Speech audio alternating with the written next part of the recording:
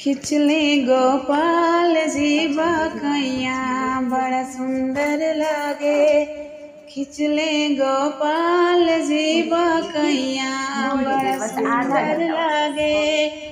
कहवा में कृष्ण का जन्म हुआ है, कहवा में बाजेला बधैया बड़ा सुंदर लागे।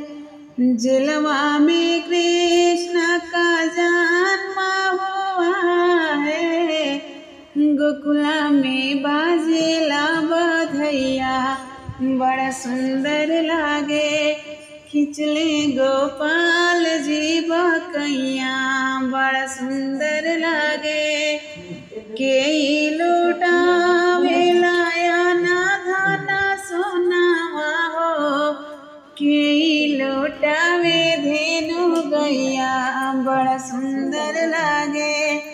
यशोदा लुटावे लिया ना धना सोनावा हो, नंद लौटावे धेनु गैया बड़ा सुंदर लागे। खिचले गोपाल जी बकैया बड़ा सुंदर लागे।